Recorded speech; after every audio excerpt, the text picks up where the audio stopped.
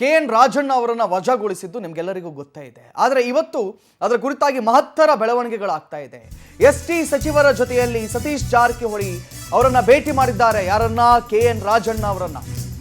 KN Rajanna ಭೇಟಿ ಮಾಡಿದ್ದಾರೆ ಸತೀಶ್ ಜಾರಕಿಹೊಳಿ. ಬೆಂಗಳೂರಿನ ವಸಂತನಗರದಲ್ಲಿರುವಂತಹ ರಾಜಣ್ಣ ಫ್ಲಾಟ್ಗೆ ಎಸ್ಟಿ ಸಚಿವರ ಜೊತೆಯಲ್ಲಿ, ಶಾಸಕರ ಜೊತೆಯಲ್ಲಿ ಅವರು ಆಗಮಿಸಿದ್ದಾರೆ. ಸತೀಶ್ಗೆ ದಲಿತ ಸಮುದಾಯದ ಸಮಾನ ಮನಸ್ಕ ಶಾಸಕರು ಸಾಥ್ ನೀಡಿದ್ದಾರೆ. ರಾಜಣ್ಣ ಬೆಂಬಲಕ್ಕೆ ನಿಂತಿದ್ದಾರೆ ಎಸ್ಟಿ ಶಾಸಕರು ಮತ್ತು ಸಮಾನ ಮನಸ್ಕರು. ಸದ್ಯದಲ್ಲೇ ಹೈಕಮಾಂಡ್ ಭೇಟಿಗೆ ನಿಯೋಗ ತೆರಳುವಂತಹ ಸಾಧ್ಯತೆಗಳು ಇಲ್ಲಿ ಕಾಣಿಸ್ತಾ ಇದೆ. ಹೈಕಮಾಂಡ್ ಮನವೊಲಿಕೆ, ಮುಂದಿನ ನಡೆ ಬಗ್ಗೆ ಗಂಭೀರವಾಗಿ ಚರ್ಚೆಯನ್ನ ಮಾಡಲಾಗ್ತಾ ಇದೆ. ಸೊ ಇವನ್ KN ರಾಜಣ್ಣ ಅವರು ಕೂಡ ಆ ದಿನ ಹೇಳಿದ್ರು, ನನ್ನ ಮೇಲೆ ಷಡ್ಯಂತ್ರ ನಡೆದಿದೆ, ನನ್ನ ಮೇಲೆ ಪಿತೂರಿ ನಡೆದಿದೆ, ಹಾಗಾಗಿ ನಾನು ನಮ್ಮ ಶಾಸಕರನ್ನ ಕರ್ಕೊಂಡು ಹೋಗಿ ಹೈಕಮಾಂಡ್ ಜೊತೆ ಚರ್ಚೆಯನ್ನ ಮಾಡ್ತೀನಿ ವಿಚಾರದ ಬಗ್ಗೆ ಅಂತ ಹೇಳ್ತಾ ಇದ್ರು. ಈಗ ಎಲ್ಲ ಸಾಧ್ಯತೆಗಳು ಕೂಡ ಕಂಡು ಬರ್ತಾ ಇದೆ. ಯಾಕಂತ ಹೇಳಿದ್ರೆ ಎಸ್ಟಿ ಶಾಸಕರು ಯಾರೆಲ್ಲ ಇದ್ದಾರೆ ನೋಡಿ, ಇವರೆಲ್ಲರೂ ಕೂಡ ಒಮ್ಮತದಿಂದ ಅವರನ್ನ ಭೇಟಿಯಾಗಿದ್ದಾರೆ. ಅವರ ಫ್ಲಾಟ್ ಅಲ್ಲಿ ಸತೀಶ್ ಜಾರಕಿಹೊಳಿ ಅವರ ಜೊತೆಯಲ್ಲಿ ಗಂಭೀರವಾಗಿ ಚರ್ಚೆಯನ್ನ ಮಾಡ್ತಾ ಇದ್ದಾರೆ. ನಾವು ನಿಮ್ಗೆ ವಿಜುವಲ್ಗಳು ತೋರಿಸ್ತಾ ಇದ್ದೇವೆ. ಚರ್ಚೆಯನ್ನ ಮಾಡಿ ಸದ್ಯದಲ್ಲೇ ಹೈಕಮಾಂಡ್ಗೆ ಹೋಗಿ ಇದ್ರ ಬಗ್ಗೆ ಚರ್ಚೆಯನ್ನ ಮಾಡ್ತಾರೆ. ಕರ್ನಾಟಕದಿಂದ ಒಂದು ಲೆಟರ್ ಹೋಗುತ್ತೆ ರಾಹುಲ್ ಗಾಂಧಿಗೆ. ಆ ಬಳಿಕ ವಿಡಿಯೋ ಸಮೇತವಾಗಿ ಒಂದಿಷ್ಟು ಪ್ರೂಫ್ಗಳನ್ನು ಕಳಿಸಲಾಗುತ್ತೆ. ಅವರನ್ನು ವಜಾ ಮಾಡಬೇಕು ಅಂತ ಹೇಳ್ತಾರೆ. ಸಿದ್ದರಾಮಯ್ಯರ ಅತ್ಯಾಪ್ತರು ಅಂತ ಕರೆಸಿಕೊಂಡಿದ್ದಂಥ KN ರಾಜಣ್ಣನವರನ್ನ CM ಅನಿವಾರ್ಯ ಕಾರಣಗಳಿಗಾಗಿ ಬೇರೆ ಯಾವುದೇ ದಾರಿ ಇಲ್ಲದೆ ಅವರನ್ನ ವಜಾಗೊಳಿಸಬೇಕಾಗುತ್ತೆ. ಅದಾದ ನಂತರ ಸದನದಲ್ಲಿ ತೀವ್ರ ತರದಾದಂಥ ಚರ್ಚೆಗಳಾಯಿತು ಈ ವಿಚಾರದ ಕುರಿತಾಗಿ. ಇದೀಗ ಆ ದಿನವೇ ಹೇಳಿದ್ರು, ನಾನು ಹೋಗಿ ಹೈಕಮಾಂಡ್ ಜೊತೆ ಚರ್ಚೆ ಮಾಡ್ತೀನಿ ಅಂತ ಹೇಳಿ. ಇದರ ಅಪ್ಡೇಟೆಡ್ ವರ್ಷನ್ ಆಗಿ ಇವರೆಲ್ಲರೂ ಕೂತು ಇದೀಗ ಚರ್ಚೆಯನ್ನು ನಡೆಸ್ತಾ ಇದ್ದಾರೆ. ಏನಿಲ್ಲ, ಇದು ಒಂದು ಭೇಟಿ ಅಷ್ಟೇ. ಎಲ್ಲರೂ ಅಧಿಕಾರಿ ಇದ್ದಾಗ, ಮಂತ್ರಿ ಇದ್ದಾಗ ಭೇಟಿ ಆಗುವಂತ ಸ್ವಾಭಾವಿಕ ರಶ್ ಇರುತ್ತೆ. ಕಳ್ಕೊಂಡಾಗ ಹೋದಾಗ ಭಾಳ ಜನ ದೂರ ಆಗ್ತಾರೆ. ನಾವು ದೂರ ಇಲ್ಲ, ನಿಮ್ಮ ಜೊತೆ ಇದೀವಿ ಅನ್ನೋ ಕಾರಣಕ್ಕಾಗಿ ಅಥವಾ ಒಂದು ಫ್ರೆಂಡ್ಶಿಪ್ನಲ್ಲಿ ಸೊ ಇರ್ಲಿಕ್ಕೆ ಅವ್ರಿಗೆ ಧೈರ್ಯ ಹೇಳಲಿಕ್ಕೆ ಪ್ರಯತ್ನ ಮಾಡಿದ್ವಿ ಅಷ್ಟೇ.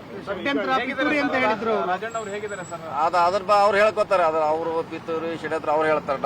ನಮ್ಮ ಭಾಗ ಅಲ್ಲ, ಅದು ಅವ್ರ ಭಾಗ. ಬೇಸರ ಏನೇ ಇಲ್ಲ, ಬೇಸರ ಏನೂ ಇಲ್ಲ. 2 ವರ್ಷ ನಾನು ಮಂತ್ರಿಯಾಗಿ ಕೆಲಸ ಮಾಡಿದ್ದೀನಿ. ಮೊನ್ನೆ ಕೂಡ ನಿಮ್ಮ ಮುಂದೆ ಹೇಳಿದಾರಲ್ಲ, ಅದು CM ಮನೆ ಮುಂದೆ 2 ವರ್ಷ ಮಾಡಿದ್ದೀನಿ. ತೃಪ್ತಿ ಇದೆ ನನಗಿನ ಆ ಥರ. ಆದರೆ ಡೆಲ್ಲಿಯಲ್ಲಿ ನನ್ನ ಬಗ್ಗೆ ತಪ್ಪು ತಿಳುವಳಿಕೆ ಆಗಿದೆ, ಡೆಲ್ಲಿಗೆ ಹೋಗ್ತೀನಿ, ವರಿಷ್ಠರಿಗೆ ಕನ್ವಿನ್ಸ್ ಮಾಡ್ತೀವಿ ಅಂತ ಮತ್ತೆ ಅದನ್ನ ಹೇಳಿದ್ದಾರೆ. ಮಾಜಿ ಆಗಿದ್ದಾರೆ, ಅಷ್ಟು ಸುಲಭನಾಗೆ ಸಿಗಲ್ಲ ಅಪಾಯಿಂಟ್ಮೆಂಟ್. ತಾವೇನಾದ್ರೂ ತಮ್ಮ ನಿಯೋಗ ಹೋಗೋದು ಬೇರೆ, ಅವ್ರು ಹೋಗೋದು ಬೇರೆ. ಯಾಕೆ ಅವ್ರು ಹೋಗ್ಬೇಕು, ತಮ್ಮ ಸಮಸ್ಯೆ ಏನಾಗಿದೆ ಘಟನೆ ಅವರೇ ವಿವರಣೆ ಮಾಡ್ಬೇಕು. ಸರ್, ಷಡ್ಯಂತ್ರ ಅಂತ ಹೇಳಿದ್ರು, ಆ ಷಡ್ಯಂತ್ರದ ಬಗ್ಗೆ ಏನಾದ್ರು ಚರ್ಚೆ ಮಾಡಿದ್ರು? ನಾವು 2 ಮಂತ್ರಿಗಳನ್ನ ಎಷ್ಟಿ ಏನೋ ಡ್ರಾಪ್ ಆಗಿದೆ, ಅವ್ರನ್ನ ಬೇಗ ತುಂಬಲಿಕ್ಕೆ ಒಂದು ನಿಯೋಗ ಹೋಗ್ತಾ ಇದೆ. ಬೇಗ ತುಂಬಬೇಕು, ವಿಳಂಬ ಮಾಡದೆ ಅವೇ ಖಾತೆಗಳನ್ನ ಕೊಡಬೇಕು ಅನ್ನೋದು ಡಿಮಾಂಡ್ ಇದೆ. ಬೇಗ ಅಧಿವೇಶನ ಮುಗಿದ ಹೋಗ್ತೀವಿ. ಏನಿಲ್ಲ, ಇದು ಒಂದು ಭೇಟಿ ಅಷ್ಟೇ. ಎಲ್ಲರೂ ಅಧಿಕಾರಿ ಇದ್ದಾಗ, ಮಂತ್ರಿ ಇದ್ದಾಗ ಭೇಟಿ ಆಗುವಂತ ಸ್ವಾಭಾವಿಕ.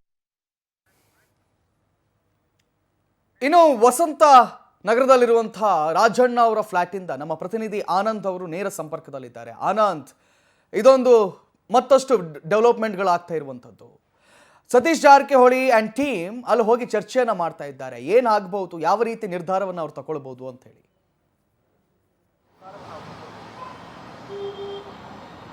ಕಾರ್ತಿಕ್, ಪ್ರಮುಖವಾಗಿ KN ರಾಜಣ್ಣ ಅವರನ್ನ ಸಚಿವ ಸಂಪುಟದಿಂದ ಡಿಸ್ಮಿಸ್ ಮಾಡಿದ ಮೇಲೆ ರಾಜ್ಯ ಕಾಂಗ್ರೆಸ್ನಲ್ಲೂ ಕೂಡ ಮಹತ್ವದ ಬೆಳವಣಿಗೆಗಳು ನಡೀತಾ ಇದೆ. ಪ್ರಮುಖವಾಗಿ ವಾಲ್ಮೀಕಿ ನಾಯಕರೊಬ್ಬರನ್ನ ಟಾರ್ಗೆಟ್ ಮಾಡಲಾಗಿದೆ ಅನ್ನೋ ವಿಚಾರ ಈಗ ಕಾಂಗ್ರೆಸ್ ಪಕ್ಷದಲ್ಲಿ ಬಹಳಷ್ಟು ಒಂದು ಸದ್ದು ಮಾಡ್ತಾ ಇರ್ತಕ್ಕಂಥದ್ದು.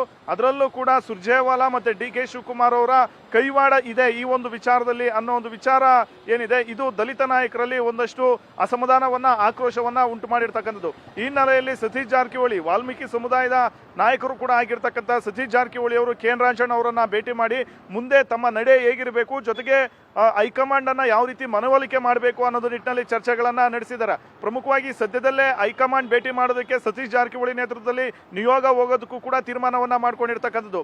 ವಾಲ್ಮೀಕಿ ನಿಗಮ ಹಗರಣದಲ್ಲಿ ದೊಡ್ಡ ಮಟ್ಟದ ಒಂದು ಭ್ರಷ್ಟಾಚಾರ ಆಗಿದೆ ಅನ್ನೋ ಒಂದು ಆರೋಪ ಕೇಳ್ಪಟ್ಟಿತ್ತು. ಆಗ ಬಿ ನಾಗೇಂದ್ರ ಅವರನ್ನ ಸಂಪುಟದಿಂದ ತೆಗೆದುಹಾಕಲಾಗಿತ್ತು. ಈಗ ರಾಜಣ್ಣ ಅವರನ್ನ ಸಂಪುಟದಿಂದ ವಜಾ ಮಾಡಲಾಗಿದೆ. ಈ ಎರಡೂ ಸಚಿವ ಸ್ಥಾನಗಳು ಈಗ ತೆರವಾಗಿರ್ತಕ್ಕಂಥ ಒಂದು ಹಿನ್ನೆಲೆಯಲ್ಲಿ ಆ ಒಂದು ಸ್ಥಾನಗಳಿಗೆ ವಾಲ್ಮೀಕಿ ಸಮುದಾಯದ ಪ್ರಮುಖ ಸಚಿವರಿಗೆ ಅಥವಾ ಶಾಸಕರಿಗೆ ಅವಕಾಶವನ್ನ ಮಾಡಿಕೊಡ್ಬೇಕು ಅನ್ನೋ ಒಂದು ಡಿಮ್ಯಾಂಡ್ ಅನ್ನ ಇವತ್ತು ಇಟ್ಟಿರ್ತಕ್ಕಂಥದ್ದು. ಈ ಒಂದು ಹಿನ್ನೆಲೆಯಲ್ಲಿ ಹೈಕಮಾಂಡ್ ನಾಯಕರನ್ನ ಭೇಟಿ ಮಾಡೋದಾಗಿ ಖುದ್ದು ಸತೀಶ್ ಜಾರಕಿಹೊಳಿ ಈ ವಿಚಾರವನ್ನ ಪ್ರಸ್ತಾಪ ಮಾಡಿದ್ದಾರೆ. ಈ ಸಂದರ್ಭದಲ್ಲಿ ಹೈಕಮಾಂಡ್ ಭೇಟಿ ಮಾಡಿರ್ತಕ್ಕಂಥ ಒಂದು ಸಂದರ್ಭದಲ್ಲಿ ರಾಜಣ್ಣ ಪರವಾಗಿ ಬ್ಯಾಟ್ ಮಾಡ್ತಕ್ಕಂಥ ಒಂದು ಕೆಲಸಕ್ಕೂ ಕೂಡ ಈ ನಾಯಕರು ಮುಂದಾಗಬಹುದು. ಯಾಕೆಂದ್ರೆ ಪ್ರಮುಖವಾಗಿ ರಾಜ್ಯದಲ್ಲಿ ಸುಮಾರು 40 ಲಕ್ಷಕ್ಕೂ ಹೆಚ್ಚು ಮತದಾರರು ವಾಲ್ಮೀಕಿ ಸಮುದಾಯದವರು ಇದ್ದಾರೆ. ಇವರ ಒಂದು ಆಕ್ರೋಶಕ್ಕೂ ಕೂಡ ಈಗ ಈ ಒಂದು ನಡೆ ಏನಿದೆ ರಾಹುಲ್ ಗಾಂಧಿ ಅವರ ನಡೆ ಅದು ಕಾರಣವಾಗಿರ್ತಕ್ಕಂಥದ್ದು. ಹಾಗಾಗಿ ಮುಂಬರ್ತಕ್ಕಂಥ ಎಲೆಕ್ಷನ್ಗಳ ಮೇಲೂ ಕೂಡ ಈ ಒಂದು ವಿಚಾರ ಪರಿಣಾಮ ಬೀರ್ತಕ್ಕಂಥ ಒಂದು ಸಾಧ್ಯತೆ ಇದೆ. ಹೀಗಾಗಿ ರಾಜಣ್ಣ ಪರವಾಗಿ ಬ್ಯಾಟಿಂಗ್ ಮಾಡೋದಕ್ಕೆ ಸಾಕಷ್ಟು ವಾಲ್ಮೀಕಿ ನಾಯಕರು ಈಗ ಮುಂದಾಗಿರ್ತಕ್ಕಂಥದ್ದು. ಈ ವಿಧಾನಸಭೆ ಅಧಿವೇಶನ ಮುಗಿದ ನಂತರ ಅವರು ನೇರವಾಗಿ ದೆಹಲಿಗೆ ಹೋಗಿ ಹೈಕಮಾಂಡ್ ನಾಯಕರ ಒಂದು ಭೇಟಿ ಮಾಡಿ ಅವರ ಮನವೊಲಿಕೆ ಮಾಡ್ತಕ್ಕಂಥ ಒಂದು ಸಾಧ್ಯತೆ ಇದೆ. ಇದೇ ಅಲ್ಲದೆ ರಾಜಣ್ಣ ವಿಚಾರದಲ್ಲಿ ಏನು ತಪ್ಪಿಗ್ರಹಿಕೆ ಆಗಿದೆ, ಜೊತೆಗೆ ಈ ಒಂದು ವಿಚಾರದಲ್ಲಿ ಕಾಣದ ಕೈವಾಡಗಳು, ಜೊತೆಗೆ ಷಡ್ಯಂತ್ರಗಳು, ಪಿತೂರಿಗಳೇನಿದೆ ಇದೆಲ್ಲದರ ಬಗ್ಗೆನೂ ಕೂಡ ಹೈಕಮಾಂಡ್ಗೆ ಎಳೆ ಎಳೆಯಾಗಿ ಒಂದು ವಿವರಣೆ ಕೊಡೋದಕ್ಕೆ ಪ್ರಮುಖವಾಗಿ ಸತೀಶ್ ಜಾರಕಿಹೊಳಿ ಈಗ ಅಖಾಡಕ್ಕೆ ಧುಮುಕಿರ್ತಕ್ಕಂಥದ್ದು.